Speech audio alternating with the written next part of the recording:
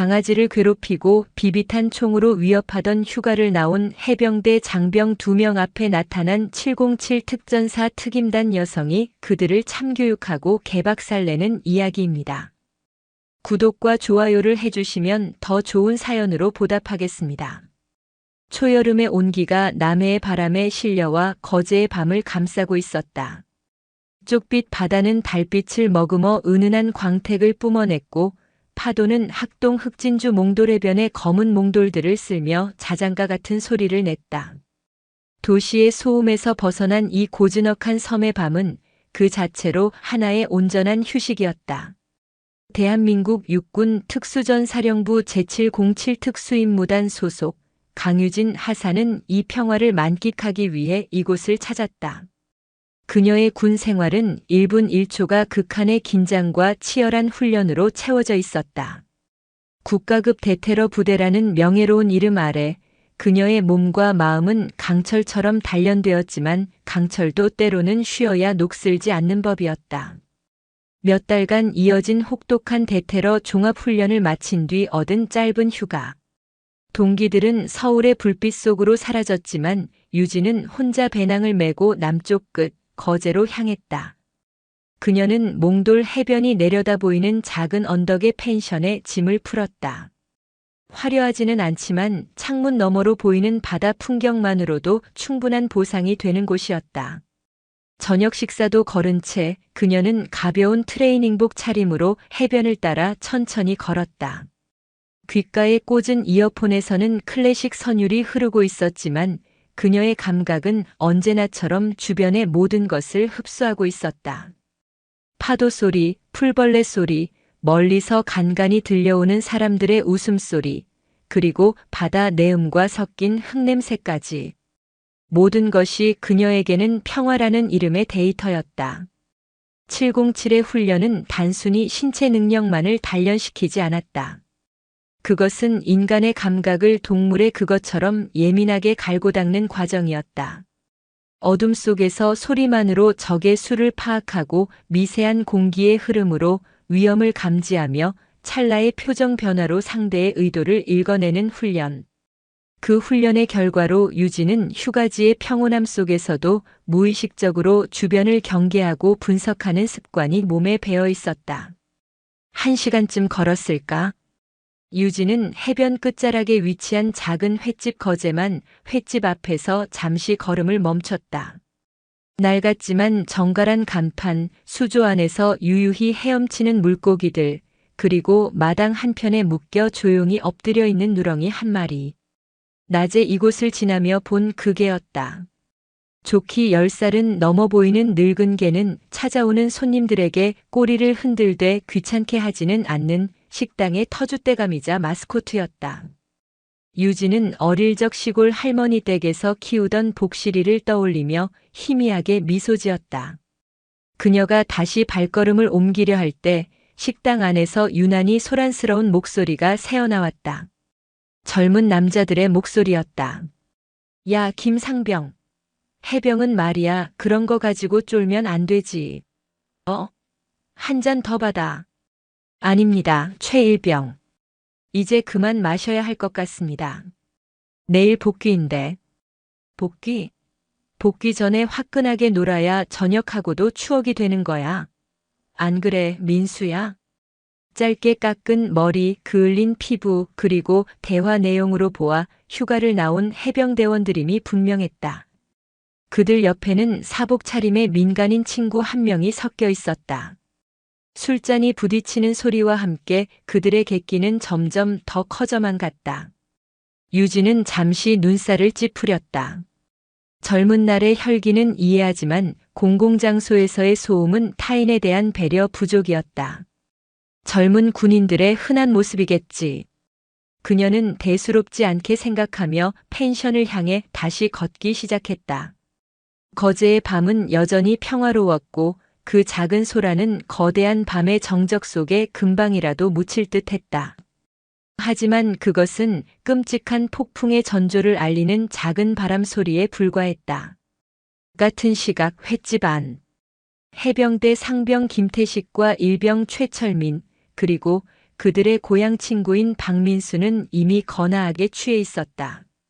김상병은 부대에서도 선임 노릇을 톡톡히 하는 인물이었고 최일병은 그런 그에게 잘 보이기 위해 안간힘을 쓰는 전형적인 후임이었다. 역시 휴가 나와서 마시는 술이 최고야. 부대 밥만 먹다가 회를 먹으니 살 것 같다. 최철민이 아부성 발언을 하자 김태식은 만족스러운 듯 웃으며 술잔을 채웠다. 최일병, 너도 이제 짬 좀 찼다고 사회물이 그리웠나 보네.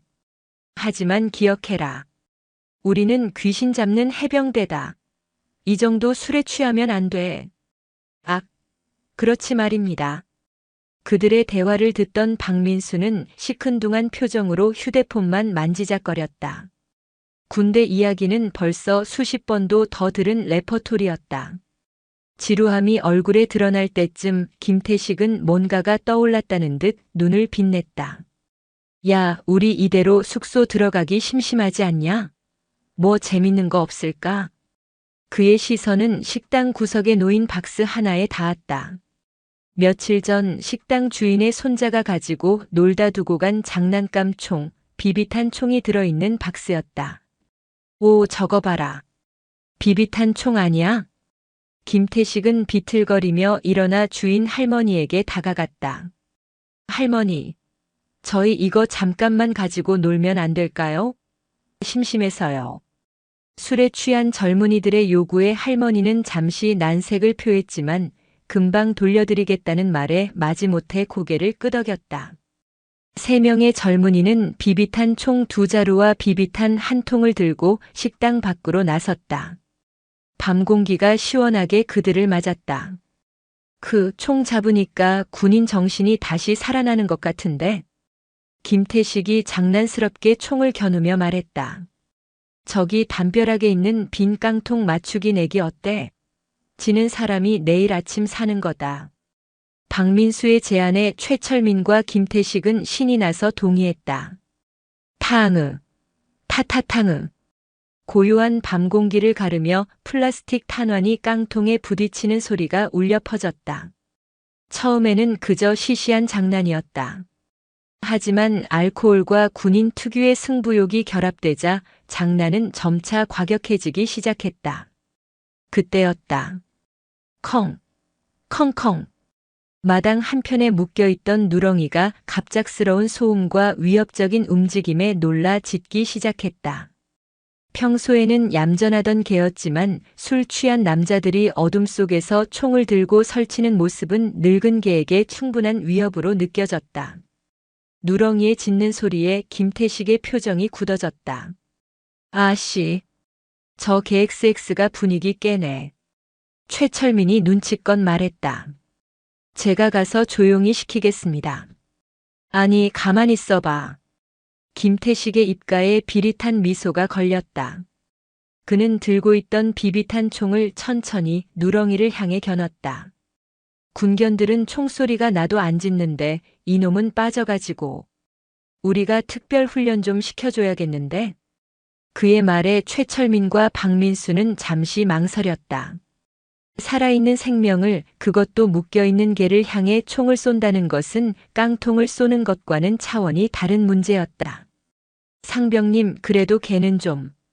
최철민이 우물쭈물하자 김태식은 그를 쏘아붙였다. 뭐? 해병이 개 한 마리 무서워서 쫄아? 그냥 위협만 하는 거야, 위협만. 시끄럽게 짖으니까 조용히 시키려는 거라고. 이것도 못해? 해병이라는 단어는 최철민에게 마법의 주문과도 같았다. 그는 잠시 망설이다가 이내 김태식의 옆에 나란히 서서 총을 고쳐 잡았다. 박민수는 여전히 꺼림칙했지만 2명의 분위기에 휩쓸려 말없이 지켜보기만 했다. 김태식은 누렁이의 머리 위쪽 허공을 향해 한 발을 쐈다. 틱! 소리와 함께 비비탄이 계집 지붕에 부딪혔다. 누렁이는 더욱 겁을 먹고 지저댔다. 이 새끼가 진짜 말이 안 통하네. 김태식의 눈빛이 차갑게 변했다. 그는 더 이상 허공을 겨누지 않았다. 그의 총구는 명백히 두려움에 떨며 짖고 있는 늙은 개의 몸을 향하고 있었다. 평화롭던 거제의 밤, 그 고요함의 한가운데에 잔인하고 뒤틀린 폭풍이 막 소용돌이를 일으키기 시작하고 있었다. 첫 발은 누렁이의 엉덩이 근처 흙바닥에 박혔다. 푹! 둔탁한 소리와 함께 흙먼지가 살짝 일었다. 누렁이는 깜짝 놀라 몸을 움츠리며 낑낑거렸다. 짖음은 멈췄지만 이제는 공포에 찬 신음이 그 자리를 대신했다. 오 봐라. 쏘니까 바로 조용해지네. 김태식이 의기양양하게 말했다. 자신의 행동이 효과가 있었다고 판단하자 그의 얼굴에는 만족감과 함께 잔인한 흥미가 피어올랐다. 마치 살아있는 관역을 발견한 사냥꾼 같았다.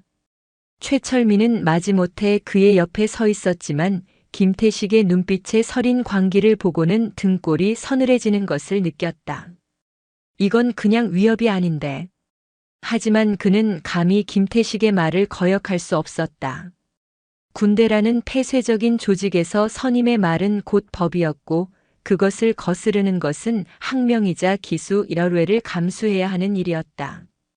휴가 중에도 그 보이지 않는 서열은 그들을 굳건히 지배하고 있었다. 야, 최일병. 너도 쏴봐. 저놈 아주 버릇을 고쳐놔야 돼. 예. 뭐해? 까라면 까야지. 해병이 얘가 어딨어? 악. 이지. 악. 최철민은 떨리는 손으로 총을 들어 올렸다. 그의 이성은 쏘면 안 된다고 비명을 질렀지만 그의 몸은 명령에 복종해야 한다는 군인의 본능에 따라 움직였다. 그는 눈을 질끈 감고 방아쇠를 당겼다. 타탕. 비비탄 몇 발이 누렁이의 등과 다리를 스쳐 지나갔다. 끙깽. 날카로운 비명. 누렁이는 이제껏 겪어보지 못한 고통에 몸부림쳤다. 목줄에 묶인 채 피할 곳도 없는 늙은 개는 필사적으로 계집 안으로 파고들려 했지만 짧은 목줄은 그마저도 허락하지 않았다. 그저 제자리에서 고통스럽게 몸을 비트는 것이 전부였다. 하하. 저거 봐라. 춤추는 것 같지 않냐? 김태식은 미친 사람처럼 웃어댔다. 알코올이 그의 마지막 남은 이성의 끈을 완전히 녹여버린 듯 했다. 그는 이제 주저하지 않고 누렁이의 몸을 향해 비비탄을 난사하기 시작했다. 타타타타타타으. 마치 소형 기관총을 쏘는 듯한 소리가 밤의 정적을 찢었다. 수십, 수백 발의 플라스틱 탄환이 무자비하게 늙은 개의 몸에 쏟아져 내렸다. 누렁이의 비명은 처절했다. 고통과 공포가 뒤섞인 생명이 내지를 수 있는 가장 원초적인 절규였다. 누렁이의 연약한 피부는 금세 붉게 부어올랐고 몇몇 곳에서는 피가 배어나오기 시작했다. 특히 연한 살이 드러난 주둥이와 눈가에 비비탄이 집중되었다. 한쪽 눈은 이미 제대로 뜨지 못하고 피눈물을 흘리고 있었다. 상병님, 그만. 이러다 진짜게 죽겠습니다. 보다 못한 박민수가 다급하게 외쳤다. 그는 군인이 아니었기에 이 미친 짓을 멈춰야 한다는 상식이 아직 남아 있었다. 죽으면 어때? 어차피 똥개 한 마리인데. 주인 할망구도 자고 있는데 누가 알겠어? 김태식은 눈이 완전히 돌아가 있었다. 그는 오히려 박민수의 제지를 자신에 대한 도전으로 받아들였다. 야, 최철민. 뭐해? 안 쏴? 민간인 친구보다 깡이 없어서야 되겠어? 내가 진짜 해병이라면 저놈 눈가를 맞춰봐. 눈이라는 말에 최철민은 경악했다. 이것은 더 이상 장난이나 위협이 아니었다. 명백한 살의를 동반한 학대였다. 그는 공포에 질려 고개를 저었다. 못하겠습니다. 뭐? 이 새끼가 진짜. 김태식이 최철민의 멱살을 잡으려던 순간이었다. 누렁이가 마지막 힘을 다해 처절하게 울부짖었다. 그 소리는 단순한 개의 비명이 아니었다. 힘없는 약자가 가해자에게 보내는 마지막 저항이자 이 세상에 보내는 간절한 구조 신호였다. 끼잉으, 깨갱, 깽, 깽. 그 비명은 밤 공기를 타고 몽돌 해변을 넘어 언덕 위 펜션을 향해 날아갔다. 한편 펜션으로 돌아온 강유진은 샤워를 마치고 창가에 서서 밤바다를 보고 있었다. 이어폰을 벗은 그녀의 귀에 미세하지만 분명한 소리가 잡혔다. 처음에는 멀리서 들리는 불꽃놀이 소리인가 싶었다. 타타타으 하는 규칙적인 파열음. 하지만 곧이어 들려온 소리는 그녀의 온몸을 얼어붙게 만들었다. 동물의 비명. 그것도 단순한 짖음이 아닌 극심한 고통 속에서 터져나오는 절규. 유진의 눈빛이 순간적으로 변했다. 휴가를 즐기던 민간인 강유진의 눈빛은 사라지고 그 자리에는 어떠한 상황에서도 냉철함을 잃지 않는 707의 전상 강유진 하사의 눈빛이 번뜩였다. 그녀는 즉시 창문을 열고 소리의 근원지를 파악했다. 해변 끝자락 거제만 횟집 방향이었다. 아까 그 소란스럽던 해병들이 있던 곳. 그리고 그곳에는 늙은 누렁이가 있었다. 퍼즐 조각이 순식간에 맞춰졌다. 타타타으 하는 소리는 비비탄 총의 연사 소리일 가능성이 높았다. 상황 발생. 유진의 뇌는 즉각적으로 상황 분석에 들어갔다. 저가해자 수 최소 2명, 최대 3명. 젊은 남성. 음주 상태. 무장 비비탄 총. 살상 능력은 낮으나 근거리, 특히 안구 등 급소에 맞을 경우 영구적 손상을 유발할 수 있음. 피해 대상개 1마리. 목줄에 묶여 있으며 현재 지속적인 공격을 받고 있는 상태. 생명이 위급할 수 있음. 주변 환경 심야. 인적이 드물. 목격자 없음. 출동. 결정은 순식간에 내려졌다. 이것은 그녀의 임무가 아니었다. 하지만 그녀가 707에서 배운 것은 단순히 적을 죽이는 기술이 아니었다. 그것은 수호의 기술이었다. 무고한 생명을 지키고 불의에 맞서는 것. 그것이 군복을 입은 자의 진정한 사명이라고 그녀는 믿었다. 군복을 입고 있든 트레이닝복을 입고 있든 그 사명은 변하지 않았다. 유진은 요란한 옷차림 대신 어둠에 쉽게 스며들 수 있는 검은색 바람막이를 걸쳤다. 그리고 휴대폰을 챙겨들고 조용히 방문을 나섰다. 그녀의 발걸음에는 소리가 없었다. 고양이처럼 부드럽고 그림자처럼 은밀하게. 그녀는 계단을 내려와 펜션을 빠져나왔다. 횟집 마당에서는 여전히 끔찍한 학대가 계속되고 있었다. 김태식은 이제 거의 1m 앞까지 다가가 누렁이의 얼굴을 조준하고 있었다. 최철민은 겁에 질려 어쩔 줄 몰라 했고 박민수는 두 사람을 말리려 애썼지만 역부족이었다.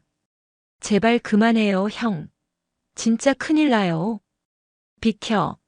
이 새끼 오늘 눈 하나는 뽑아놔야 말을 들을 것 같으니까. 누렁이는 거의 탈진 상태였다. 몸은 경련을 일으키고 있었고 비명은 잦아들어 가느다란 신음으로 바뀌어 있었다. 붉게 충혈된 눈에서는 피와 눈물이 뒤섞여 흘러내렸다. 그 눈동자에는 체념과 공포가 가득했다. 죽음의 그림자가 늙은 개의 머리 위를 맴돌고 있었다. 김태식이 누렁이의 남은 한쪽 눈을 향해 총구를 겨누고 방아쇠의 손가락을 꺼는 순간 어둠 속에서 얼음처럼 차갑고 강철처럼 단단한 목소리가 울려 퍼졌다. 거기까지. 그 목소리는 크지 않았지만 마당의 모든 소리를 압도하는 힘이 있었다. 김태식과 최철민, 박민수는 화들짝 놀라 소리가 들려온 쪽을 돌아보았다. 어둠 속에서 천천히 걸어 나오는 한 여자의 실루엣. 달빛을 등지고 서 있어 얼굴은 잘 보이지 않았지만 그 형체만으로도 압도적인 존재감이 느껴졌다. 그녀는 분노하고 있지도 서두르지도 않았다. 그저 고요한 분노를 품은 채 폭풍의 눈처럼 고요하게 그들을 향해 다가오고 있었다. 바로 강유진이었다. 뭐야, 당신? 가장 먼저 정신을 차린 것은 김태식이었다. 술기운과 학대의 흥분에 취해 있던 그는 갑작스러운 방해꾼의 등장이 지극히 불쾌했다. 그는 여전히 비비탄 총을 쥔 채 유진을 향해 위협적인 자세를 취했다. 웬 아줌마가 남의 일에 끼어들어? 잠이나 잘 것이지. 그의 입에서 나온 아줌마라는 단어에 유진의 미간이 미세하게 좁혀졌다. 하지만 그녀의 목소리는 여전히 흔들림이 없었다. 총 내려놔. 명령이었다. 질문도 부탁도 아니었다. 상급자가 하급자에게 내리는 것처럼 한치의 의심도 허용하지 않는 간결하고 절대적인 명령. 그 말투에 김태식의 자존심이 상했다. 하, 웃기고 있네. 당신이 뭔데 나한테 명령이야? 내가 누군지 알아? 나 대한민국 해병대야. 귀신 잡는 해병이라고. 그는 자신의 소속을 방패처럼 내세웠다. 그것이 자신에게 힘과 권위를 부여한다고 굳게 믿고 있었다. 최철민 역시 그 말에 용기를 얻은 듯 주춤거리면서도 김태식의 옆에 섰다. 유진은 그들을 향해 천천히 한 걸음 더 다가섰다. 달빛이 그녀의 얼굴 반쪽을 비췄다.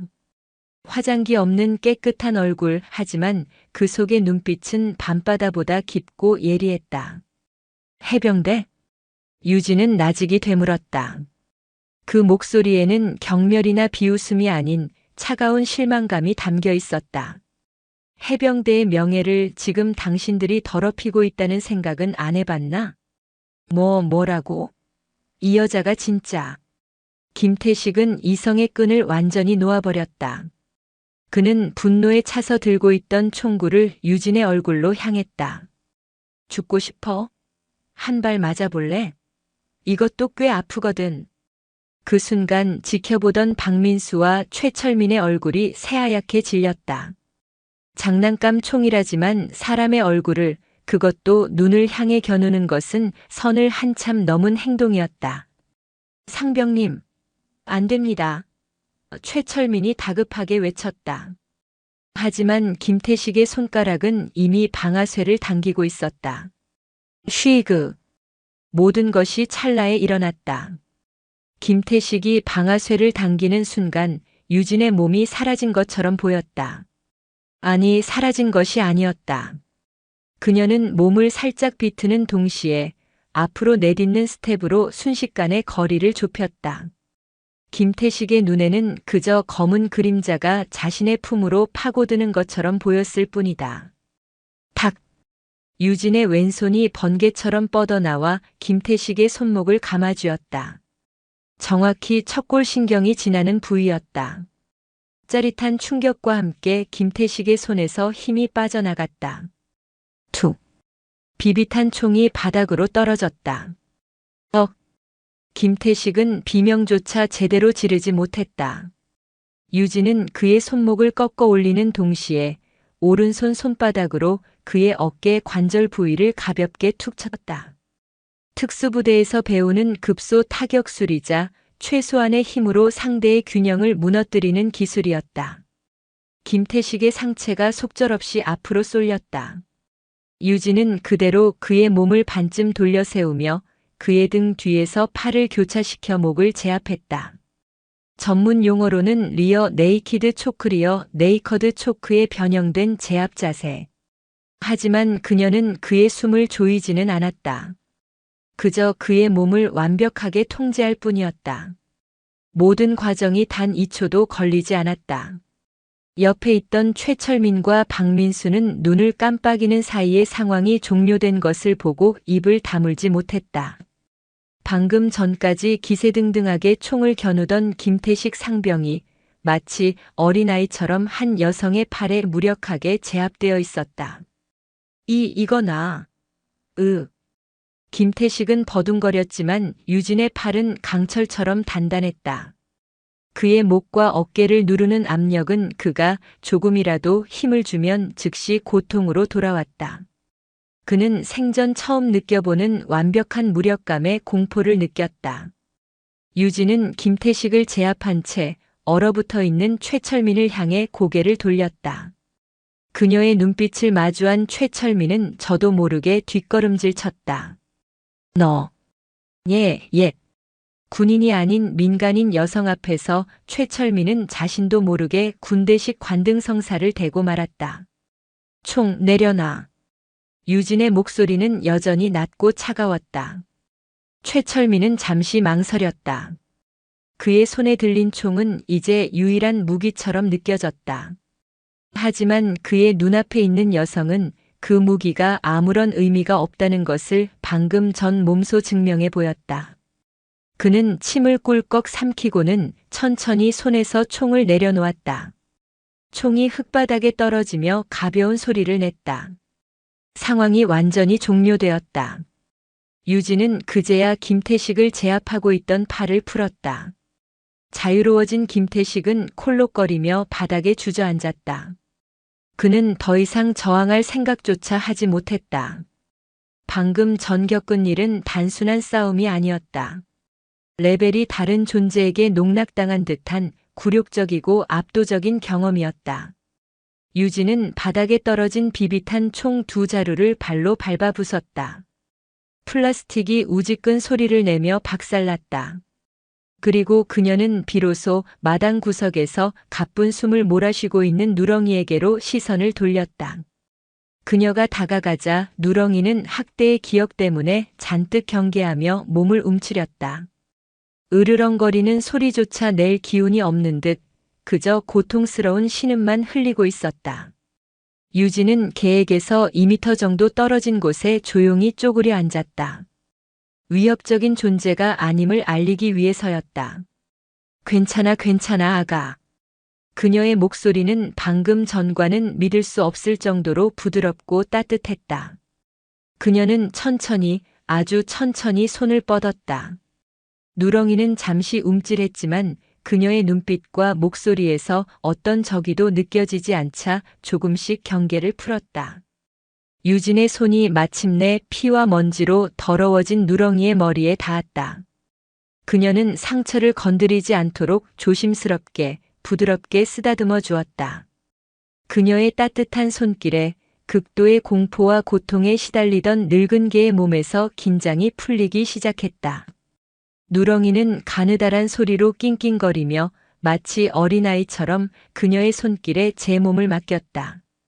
그 모습은 방금 전의 끔찍한 상황과 극명한 대조를 이루며 지켜보는 박민수의 가슴을 먹먹하게 만들었다. 유진은 누렁이의 상태를 빠르게 살폈다. 오른쪽 눈에 출혈이 심했고 주둥이와 몸 곳곳에 타박상과 출혈이 보였다. 즉시 치료가 필요하다. 그녀는 품에서 휴대폰을 꺼내 112와 119에 동시에 신고했다. 동물 학대 사건과 부상당한 개에 대한 구조 요청이었다. 그녀는 자신의 신분은 밝히지 않은 채 정확한 위치와 상황을 차분하고 명료하게 전달했다. 신고를 마친 유진은 자리에서 일어났다. 그리고 여전히 넋이 나간 채 앉아있는 김태식과 최철민에게 다가갔다. 박민수는 죄책감에 고개를 푹 숙이고 있었다. 유진은 김태식의 눈을 똑바로 바라보며 말했다. 너희가 말하는 해병 정신이 뭔지 나는 모른다. 하지만 내가 아는 군인 정신은 약자를 보호하고 불의에 맞서며 국가와 국민의 생명과 재산을 지키는 것이다.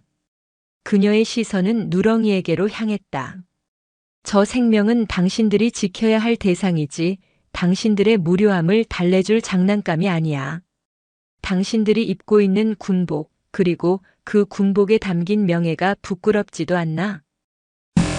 국민들은 당신들 같은 군인을 믿고 세금을 내고 당신들의 부모님은 당신들을 자랑스러워하며 두 발 뻗고 주무시는 게 아니야.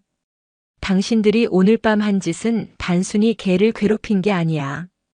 당신들이 지켜야 할 모든 것들을 배신한 거다. 그녀의 말 한마디 한마디는 비비탄보다 훨씬 아프고 깊게 그들의 가슴에 박혔다. 김태식과 최철민은 고개를 들지 못했다. 부끄러움, 후회, 그리고 자신들이 저지른 일의 무게가 그들을 짓눌렀다.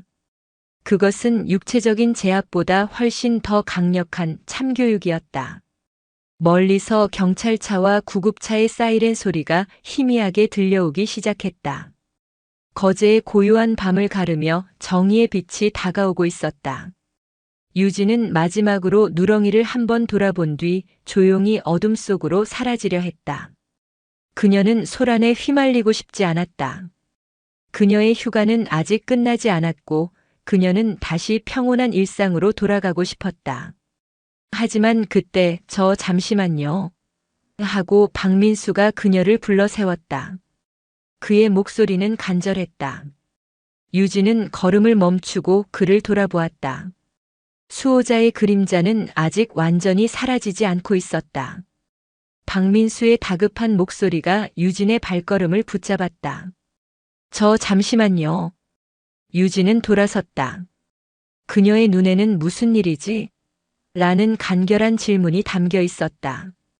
어둠 속으로 조용히 사라져 이 모든 소란을 뒤로하고 싶었지만 겁에 질린 동시에 무언가 결심한 듯한 젊은이의 얼굴을 외면할 수는 없었다. 저 가시면 안 됩니다. 박민수는 숨을 고르며 말했다. 가시면 저 두 사람이 제대로 벌을 받지 않을 수도 있어요. 목격자가 필요합니다. 제 말은 아무도 안 믿어줄지 몰라요. 하지만 당신이 한 말, 당신이 본 것을 증언해 주셔야 합니다.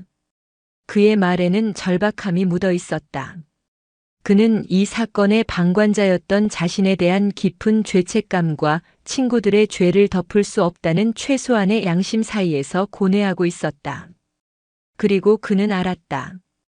방금 전 나타나 모든 것을 정리해버린 이 여성이야말로 진실을 증언해줄 유일한 희망이라는 것을. 유진은 잠시 그를 말없이 바라보았다. 그녀의 계획은 틀어졌다. 조용한 휴가는 이미 물 건너갔다. 경찰 조사를 받고 신원이 노출되고 어쩌면 군에도 알려져 불필요한 주목을 받게 될지도 모른다. 모든 것이 귀찮고 번거로운 일이었다. 하지만 그녀는 박민수의 눈에서 도망치려는 비겁함이 아닌 어떻게든 책임을 지려는 미숙한 용기를 보았다.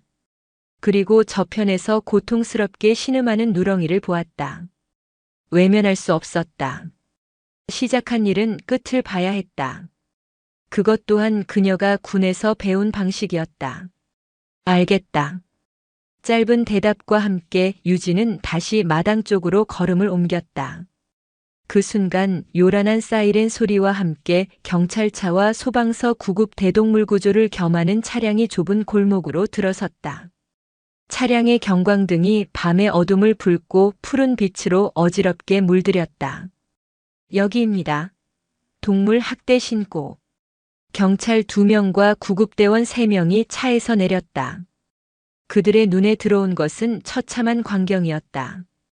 흙바닥에 주저앉아 넋이 나간 2명의 젊은이, 고개를 숙인 채 어쩔 줄 모르는 또 한 명의 젊은이, 그리고 피투성이가 된 채 신음하는 늙은 개. 그리고 그 모든 것을 고요하게 내려다보고 있는 한 여성. 무슨 일입니까? 신고자 되십니까? 경찰이 유진에게 다가와 물었다. 제가 신고했습니다. 저기 2 남성이 비비탄 총으로 저개를 1시간 가까이 학대했습니다. 유진은 불필요한 감정이나 수식어 없이 사실만을 간결하게 전달했다. 바로 그때 식당 안에서 불이 켜지더니 백발의 주인 할머니와 할아버지가 뛰쳐나왔다. 아니, 이 밤중에 무슨 소란이야? 누렁아. 할머니는 마당의 광경을 보고는 얼굴이 새하얗게 질렸다. 자신의 분신처럼 자식처럼 아끼던 누렁이가 피를 흘리며 쓰러져 있는 모습을 본 할머니는 다리에 힘이 풀려 주저앉을 뻔했다. 아이고, 내 새끼. 누렁아. 누가 이랬어? 어떤 놈이 우리 누렁이를 이렇게 만들어놨어? 할머니의 절규는 현장에 있던 모두의 심장을 꿰뚫었다. 할아버지는 황급히 누렁이에게 달려갔지만 차마 상처투성이인 몸을 만지지도 못하고 안절부절 못하며 눈물만 글썽였다. 구급대원들이 신속하게 움직였다. 할머님, 할아버님, 잠시만 비켜주세요. 상태부터 확인해야 합니다. 대원들은 조심스럽게 누렁이의 상태를 살폈다. 라이트를 비추자 상처는 더욱 끔찍하게 드러났다.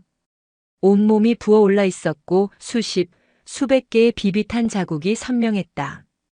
특히 오른쪽 눈은 심하게 손상되어 형체를 알아보기 힘들 정도였다. 유진은 그 모습을 지켜보며 주먹을 꽉 쥐었다. 냉철함을 유지하려 애썼지만 목구멍으로 뜨거운 것이 치밀어 오르는 것을 막을 수는 없었다. 그녀의 눈빛에 스쳐 지나가는 깊은 분노와 연민을 옆에 있던 박민수는 똑똑히 보았다. 저 차가운 모습 속에 얼마나 뜨거운 마음이 있는지 짐작할 수 있었다. 구급대원은 응급처치를 하며 무전으로 인근 24시 동물병원과 연락을 취했다. 다발성 타박상 및 열상, 우측 안구 파열 의심, 쇼크 상태. 가장 가까운 24시 병원으로 긴급 이송하겠습니다. 그들은 조심스럽게 누렁이를 이동용 케이지에 싣고 구급차로 옮겼다. 할머니는 구급차 문을 붙잡고 오열했다. 우리 누렁이 제발 살려주세요, 제발. 유진은 조용히 할머니에게 다가가 어깨를 감쌌다. 할머니 괜찮을 거예요. 병원으로 옮겼으니 치료 잘 받을 겁니다. 너무 걱정하지 마세요. 그녀의 차분하고 믿음직한 목소리에 할머니는 잠시 울음을 그치고 그녀를 바라보았다. 아가씨가 신고해 준 게요? 네. 제가 발견했습니다. 고마워요. 정말 고마워요. 한편 경찰은 김태식과 최철민을 일으켜 세워 수갑을 채우고 있었다. 술이 거의 깬 그들의 얼굴에는 이제 어젯밤의 객기는 온데간데 없고 파랗게 질린 공포와 수치심만이 가득했다. 동물보호법 위반 재물손괴 현행범으로 체포합니다. 당신들은 변호사를 선임할 수 있고 변명의 기회가 있으며 체포적 부심을 청구할 수 있습니다. 경찰은 미란다 원칙을 고지한 뒤 그들의 신분을 확인했다. 소속이 해병대? 휴가 중인 군인이네. 경찰의 표정이 더욱 굳어졌다. 민간인 사건도 골치 아픈데 군인이 얽히면 절차가 복잡해지기 때문이었다. 그들은 관할 군사경찰헌병에 연락을 취해야 했다. 경찰은 목격자인 유진과 박민수에게 다가와 간단한 진술을 요청했다. 유진은 경찰차 옆에서 담담하게 자신이 본 것을 진술했다. 두 남자가 개를 향해 총을 쏘고 있었고 제지하려 하자 자신에게도 총을 겨누며 위협했다는 것까지. 자신의 신체적 제압에 대해서는 위협을 느껴 본능적으로 상대의 손을 쳐 총을 떨어뜨리게 했을 뿐이라고 간결하게 설명했다. 자신의 신분을 드러내거나 자신의 능력을 과시할 필요는 없었다. 중요한 것은 저들의 범죄 사실을 명확히 하는 것이었다. 진술을 마친 유진은 자신의 연락처를 남겼다. 사건이 종결될 때까지는 협조해야 할 의무가 있었다. 모든 상황이 정리되고 경찰차와 구급차가 떠나자 횟집 마당에는 다시 정적이 찾아왔다. 하지만 그 정적은 이전의 평화로운 정적이 아니었다. 끔찍한 사건의 흔적과 책임의 무게가 내려앉은 무겁고 서늘한 침묵이었다. 할머니와 할아버지는 박민수가 부축하여 병원으로 향했다. 유진은 홀로 남아 텅 빈 마당을 바라보았다. 바닥에는 부서진 비비탄 총의 파편과 핏자국이 어지럽게 널려 있었다. 그녀는 조용히 고개를 들어 밤하늘을 보았다. 휴가를 떠나오기 전 부대장이 했던 말이 떠올랐다. 군복을 벗고 있을 때에도 여러분은 대한민국의 군인이라는 사실을 잊지 마라. 여러분의 행동 하나하나가 우리 부대와 군 전체의 명예가 된다. 김태식과 최철민은 그 명예를 땅에 떨어뜨렸다. 그리고 자신은 그 떨어진 명예를 다시 주어야 할 책임을 느꼈다. 유진은 길게 한숨을 내쉬었다. 그녀의 평화롭던 거제의 밤은 그렇게 끝나고 있었다. 다음 날 아침 거제는 언제 그런 끔찍한 일이 있었냐는 듯 평온한 얼굴을 하고 있었다. 하지만 인터넷 세상은 달랐다. 휴가 나온 해병대원들 묶인 개에 비비탄 수백 발 난사 용감한 시민이 막아서 라는 제목의 기사가 지역 인터넷 언론을 시작으로 각종 온라인 커뮤니티로 퍼져나가기 시작했다.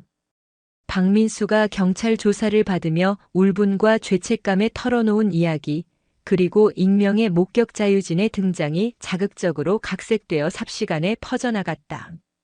댓글. 아이디 정의는 살아있다와 진짜 인간들이냐? 해병대 가서 사람 죽이는 기술 말고 짐승 괴롭히는 기술을 배워왔나? 아이디 멍멍이 사랑 걔가 얼마나 아팠을까 상상만 해도 눈물이 난다. 제발 범인들 신상 공개하고 강력하게 처벌해라. 아이디 거제 시민 저기 학동에 있는 횟집 맞죠? 할머니 할아버지 정말 좋으신 분들이고 누렁이도 순한데 미친놈들. 아이디 특전사 예비역 근데 그걸 혼자 제압한 여성분은 대체 누구냐 걸크러쉬 대박이다. 진짜 멋지다. 여론은 들불처럼 번져나갔다. 특히 해병대라는 특수성과 동물 학대라는 잔인함, 그리고 미스터리한 여성 영웅의 등장은 사람들의 분노와 호기심을 동시에 자극했다.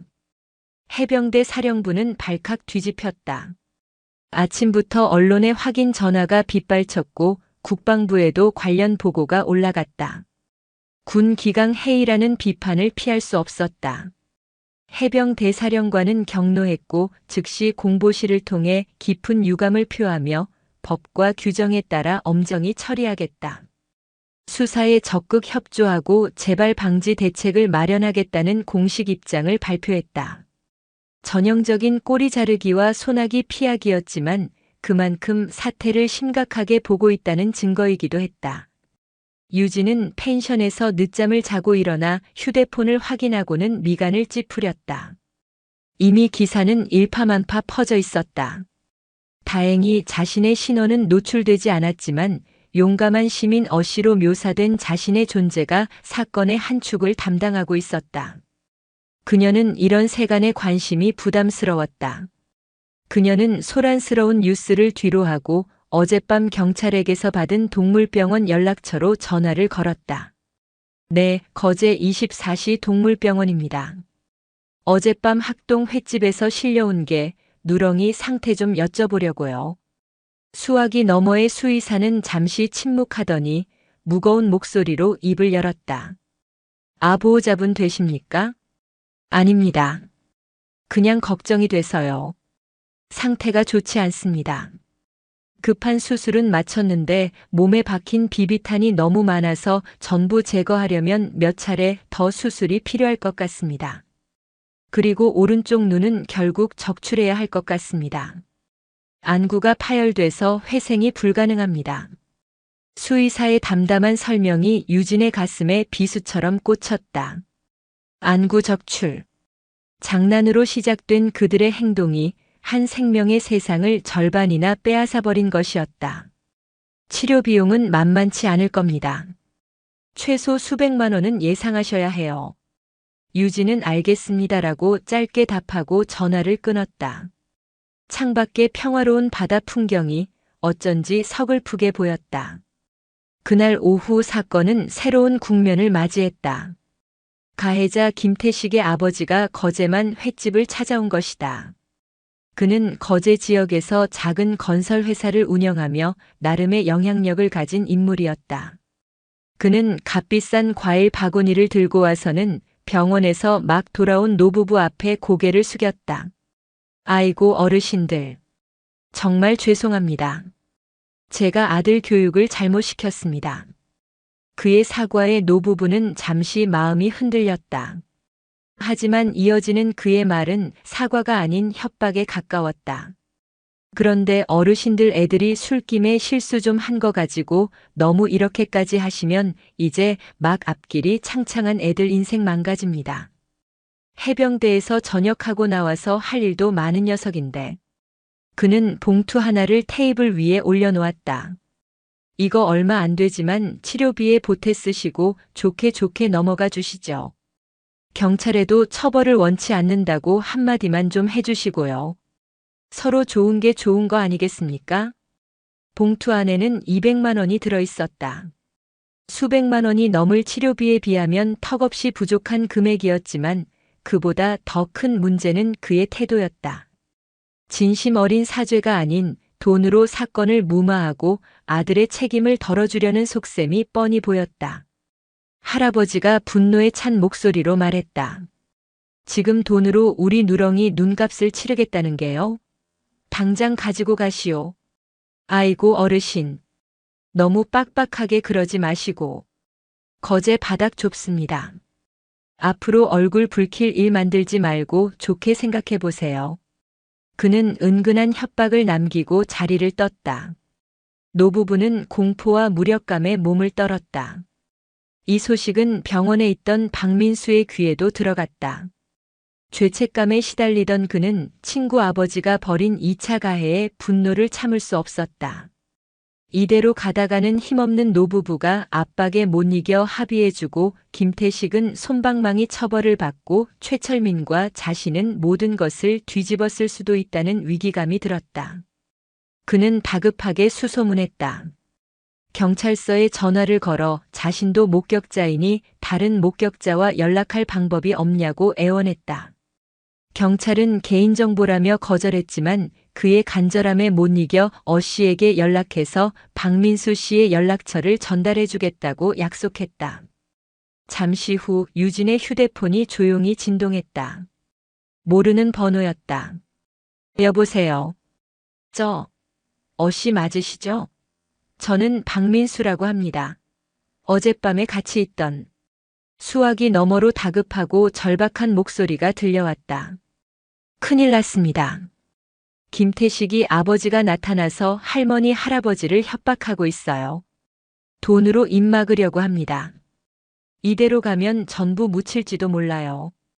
제발 저희 좀 도와주세요. 당신밖에는 없어요. 유진은 눈을 감았다. 파도가 몽도를 구르는 소리가 마치 거대한 운명이 자신을 향해 굴러오는 소리처럼 들렸다. 그녀의 조용한 휴가는 이제 완전히 끝났다. 박민수의 절박한 목소리는 유진의 마음속에 남아있던 마지막 망설임을 깨부쉈다. 사건에 개입하는 것은 귀찮은 일이었다. 하지만 불의가 힘으로 정의를 덮으려는 것을 목격한 이상 더 이상 방관자로 남을 수는 없었다. 그것은 그녀가 스스로에게 허락할 수 없는 일이었다. 수호자의 본능이 다시 깨어났다.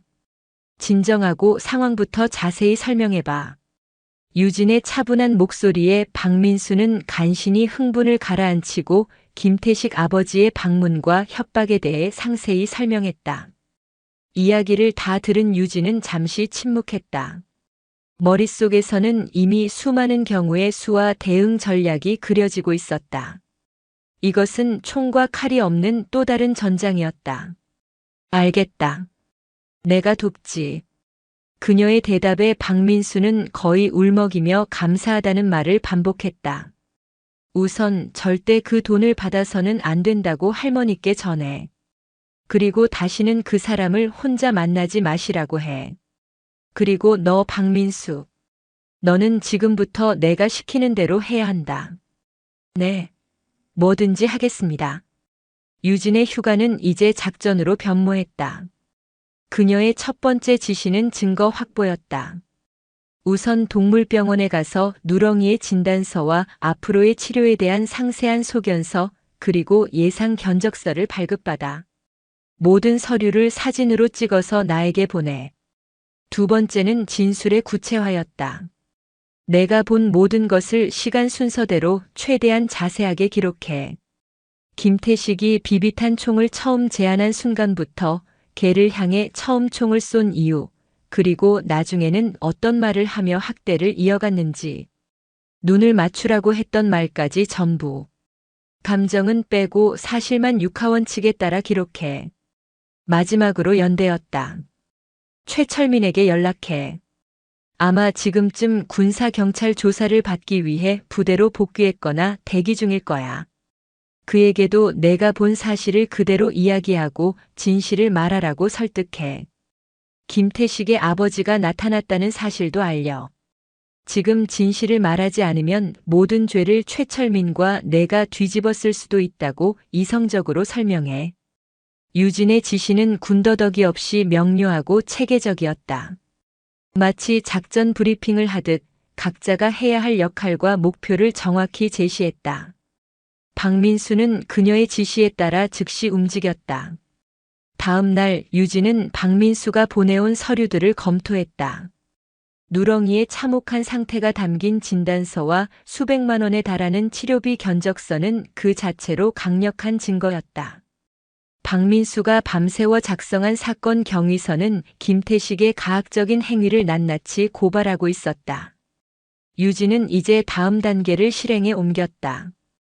그녀는 인터넷을 검색해 국내에서 가장 활발하게 활동하는 동물권 단체의 연락처를 찾아냈다. 그리고 공중전화를 이용해 그곳에 제보했다.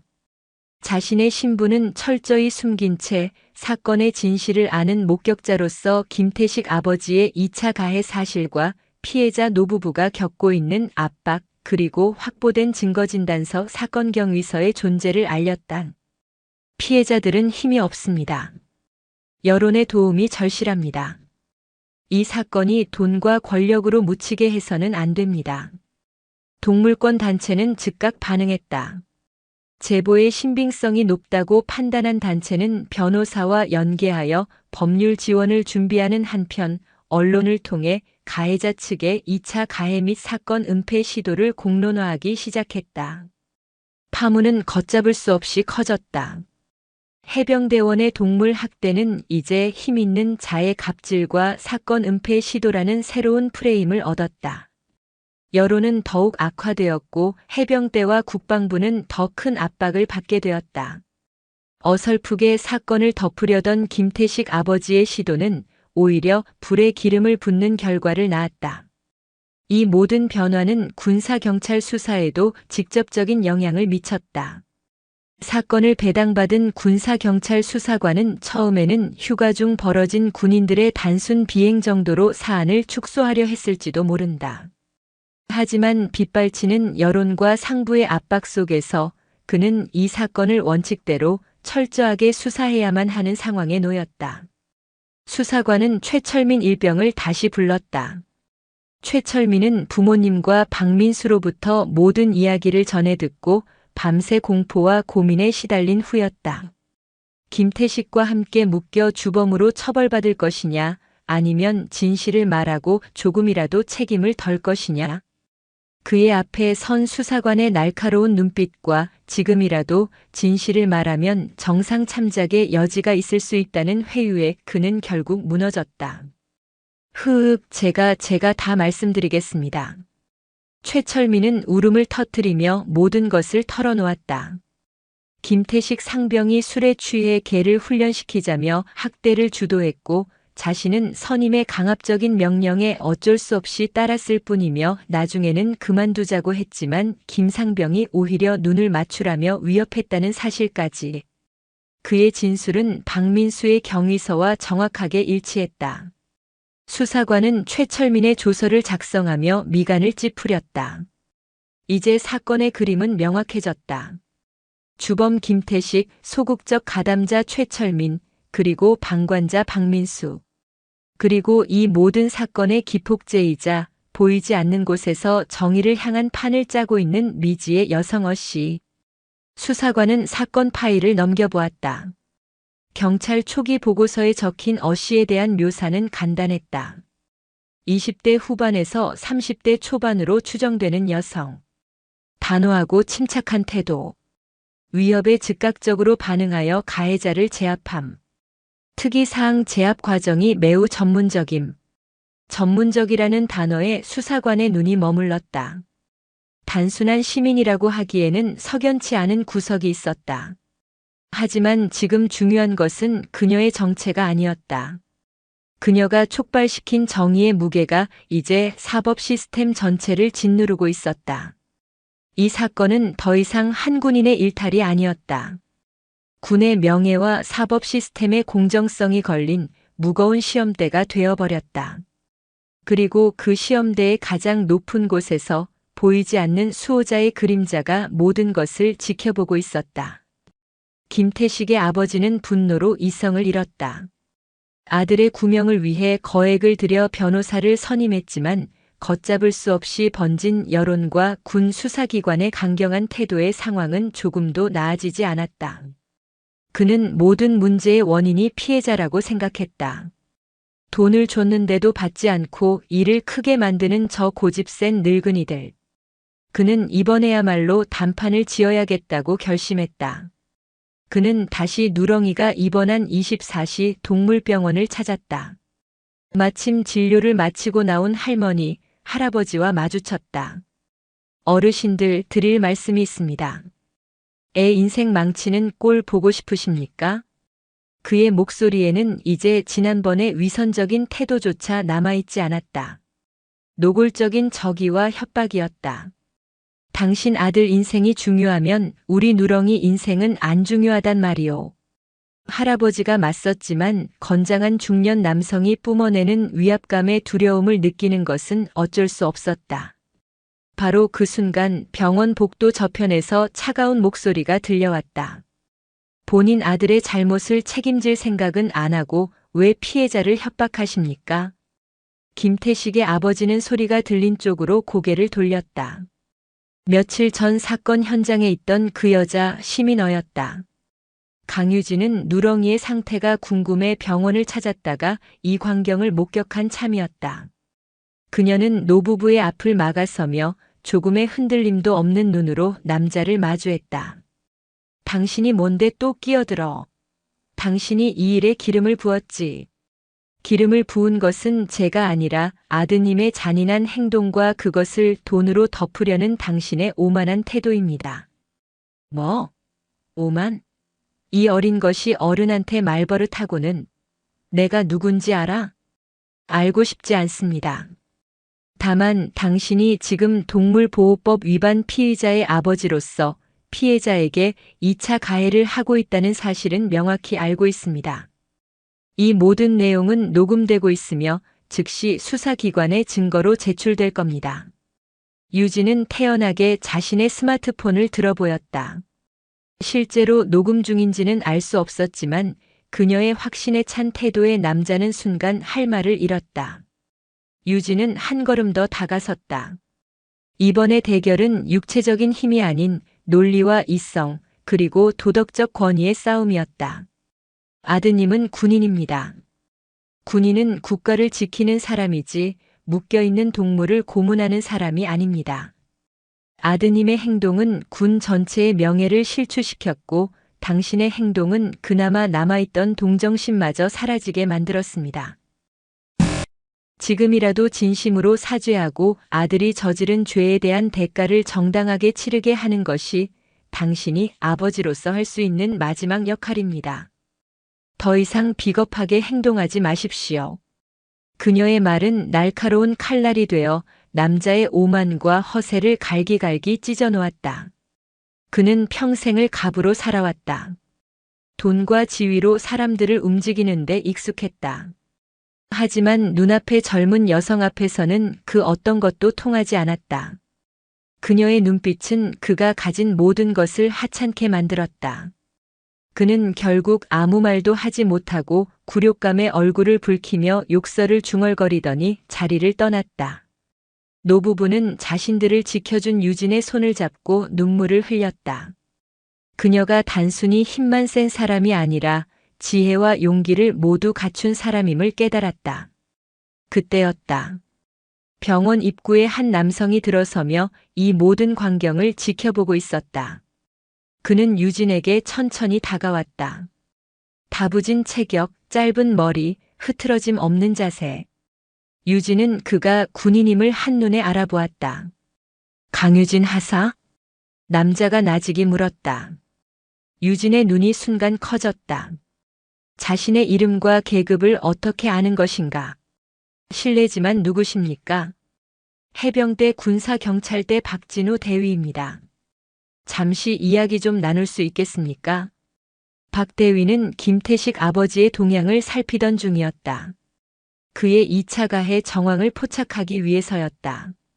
그리고 그는 예상치 못하게 사건의 핵심 인물인 시민어와 그녀의 진짜 정체를 동시에 마주하게 된 것이었다. 경찰에게서 넘겨받은 연락처. 그는 혹시나 하는 마음에 군 내부망을 통해 번호를 조회했다. 그리고 결과는 그를 놀라게 했다.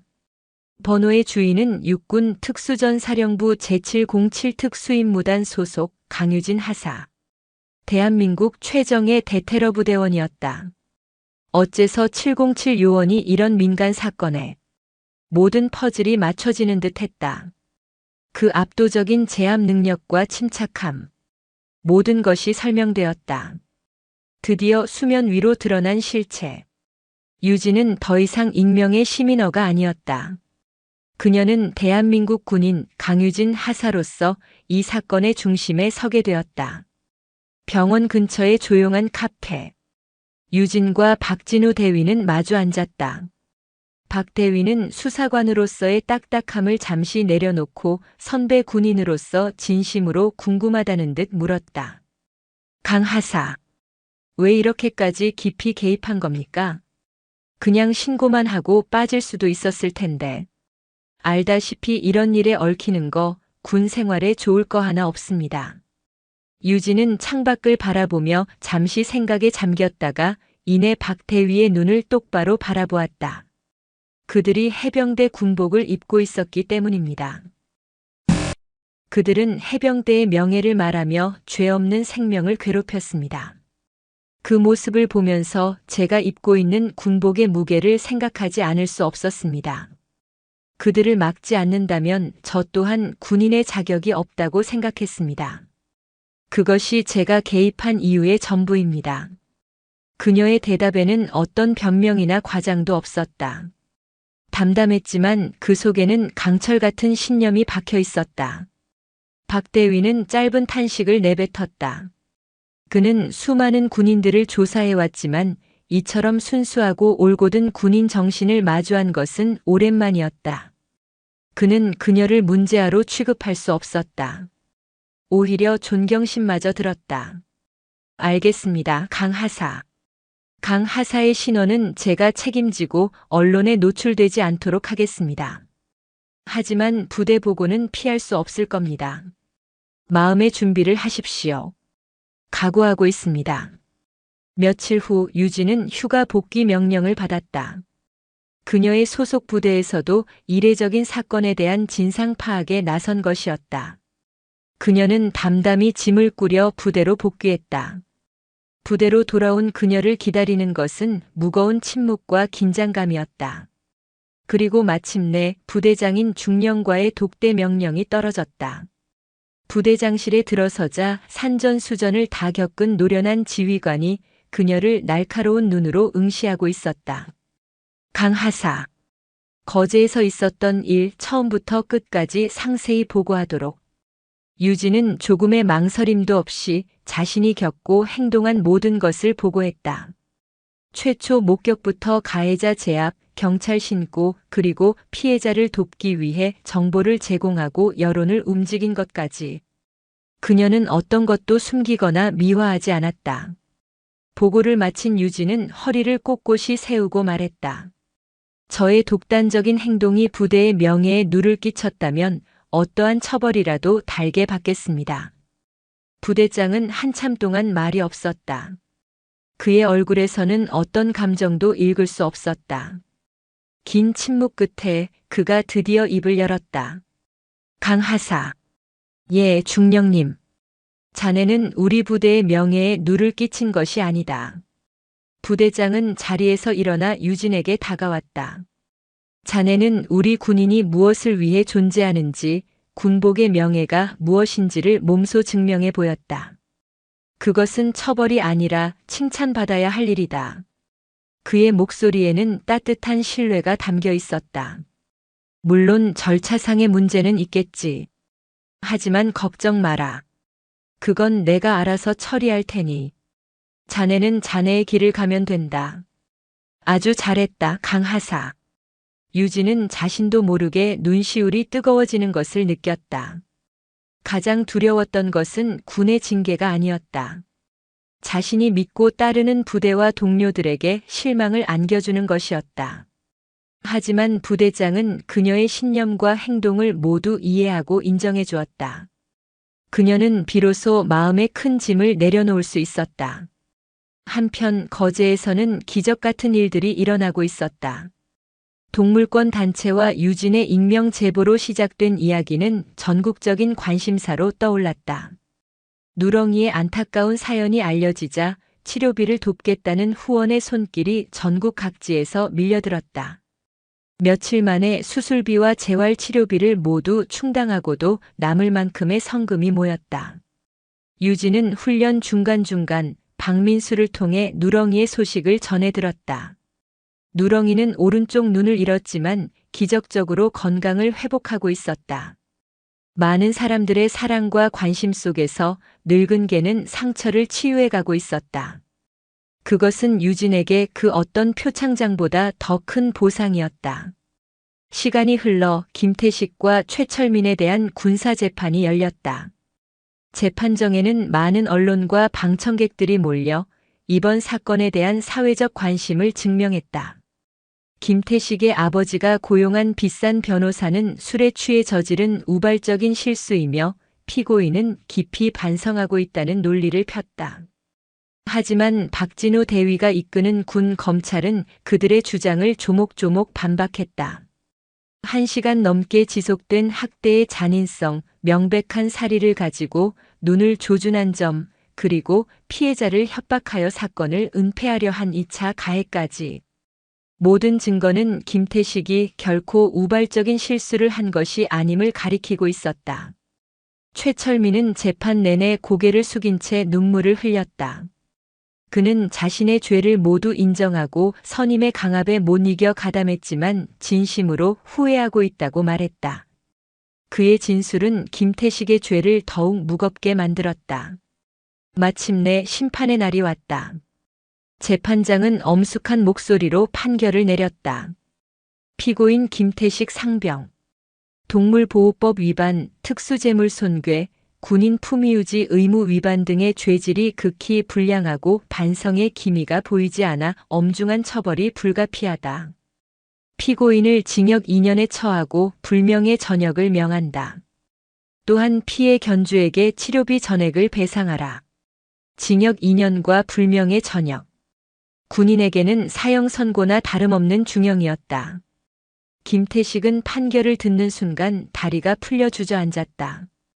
그의 인생은 자신의 어리석고 잔인한 행동으로 완전히 무너져 내렸다. 그것이 그가 받은 마지막 참교육이었다. 피고인 최철민 일병.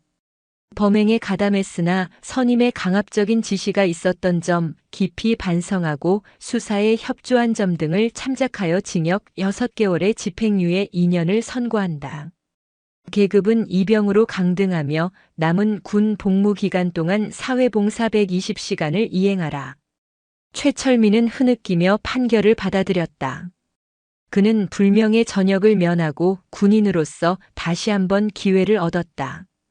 그는 남은 군 생활 동안 자신의 죄를 씻고 새로운 사람으로 태어나겠다고 다짐했다.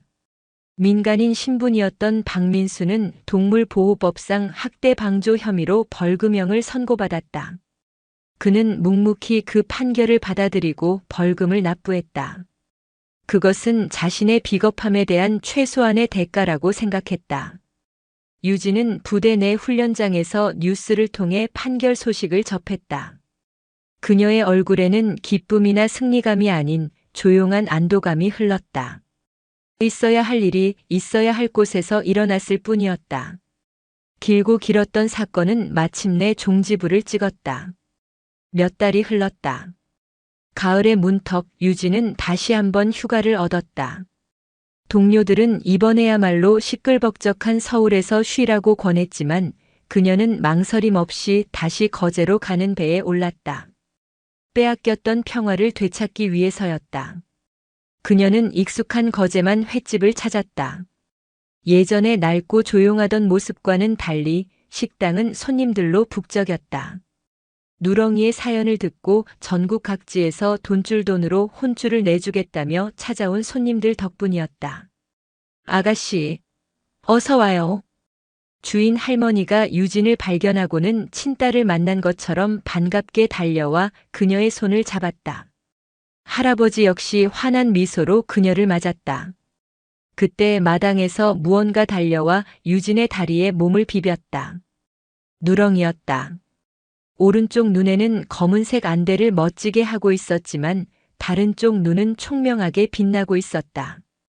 꼬리는 프로펠러처럼 맹렬하게 돌아가고 있었다. 상처는 아물었고 그 자리에는 사람들에게 받은 사랑이 가득 채워져 있었다. 유진은 쪼그려 앉아 해저광 누렁이라는 별명이 붙은 개의 머리를 쓰다듬어 주었다. 누렁이는 좋다는 듯 그녀의 손을 핥았다. 식당 한쪽에서는 박민수가 앞치마를 두르고 서빙을 돕고 있었다. 그는 주말마다 내려와 노부부의 일을 돕고 누렁이를 돌보고 있었다. 어설펐던 젊은이는 이제 책임감 있는 청년으로 성장해 있었다. 잘 지냈어요, 누나? 그는 이제 유진을 스스럼 없이 누나라고 불렀다. 철민이한테서 편지 왔어요. 이병으로 다시 시작하는데 마음은 편하대요. 제대로 살 기회를 줘서 고맙다고 전해달래요. 그날 저녁 유진은 다시 학동 흑진주 몽돌해변을 혼자 걸었다. 몇 달 전과 똑같은 풍경, 똑같은 파도 소리였다. 하지만 모든 것이 다르게 느껴졌다. 이전의 평화가 그저 소음이 없는 상태였다면 지금의 평화는 지켜낸 정에 위에서 피어난 평온이었다. 그녀는 깨달았다. 진정한 강함이란 누군가를 파괴하는 힘이 아니라 무언가를 지켜내는 힘이라는 것을. 특수부대원의 사명이란 먼 나라의 적과 싸우는 것뿐만 아니라 바로 내 곁에 힘없는 존재를 보호하고 당연한 상식이 통하는 사회를 만드는 데에도 있다는 것을. 달빛이 몽돌 해변을 비추고 파도 소리는 자장가처럼 부드러웠다. 유진은 비로소 완전한 평화 속에서 깊고 편안한 숨을 내쉬었다. 그녀의 얼굴에 진정한 휴식의 미소가 떠올랐다. 어둠을 가르는 한 줄기 섬광 같았던 그녀의 용기는 한 생명을 구하고 여러 사람의 인생을 바꾸고 마침내 거제의 밤에 진정한 평화를 가져다 주었다. 그녀의 길고 길었던 진짜 휴가는 이제 막 시작되고 있었다. 오늘도 요지경 사연을 잘 들어주셔서 감사합니다.